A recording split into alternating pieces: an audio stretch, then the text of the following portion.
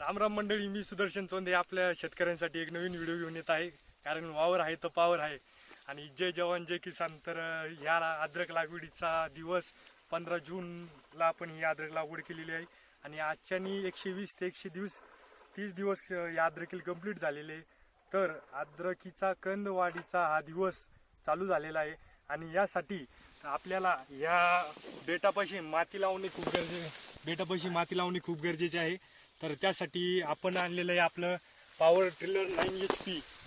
आपलं 9 HPचं power tiller आणि अति उत्तम प्रकारे माती लावल्या जाते. पॉवर टिलरचे फायदे असे की माणसापेक्षाही फास्ट आणि आपला टाइम पण वाचतो आणि चांगल्या प्रकारे मातीही लागते. तर याचा हा फायदा आहे. आणि ह्या 130 ते 150 दिवसामध्ये आपल्याला या अद्रकीसाठी आपल्याला 05234 हे खत सोडायचे आहे. आणि काही मायक्रोन्यूट्रन्स आपल्याला यासाठी सोडायचे आहेत. तर बघूया आपण ही माती कशा प्रकारे लावतात. या अगोदर 100 दिवसामध्ये 100व्या दिवशी आपल्याला यामध्ये काही बाहेरील खतं टाकावं लागतात. कारण की हात जात नाही. तर आपण यासाठी एक उपाय करू शकतो. आपण अशा प्रकारे खाली खत टाकू शकतो. तर तुम्हाला आम्ही दाखवतो की हे खत कशा प्रकारे या ठिकाणी लागेल. तर बघूया आपण या पॉवर टिलरचा.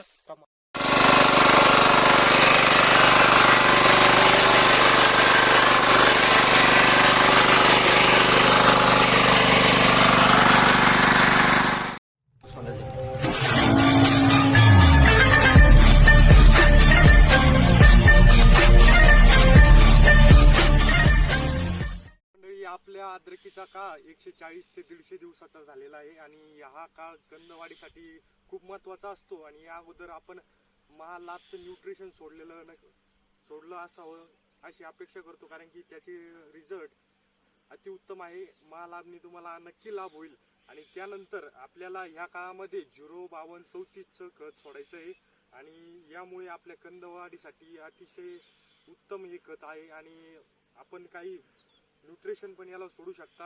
आणि त्यामध्ये झिंक, सल्फर आणि त्याच्यानंतर मॅग्नेशियम सल्फेट तुम्ही यासाठी तिचा पिवळेपणा काढण्यासाठी यूज करू शकता. आणि त्यामुळे आपल्या अद्रकीमध्ये हिरवेपणा येतो. आणि त्याचप्रमाणे कॅल्शियम नायट्रेटनी पण आपल्या अद्रकीमध्ये हिरवेपणा येतो.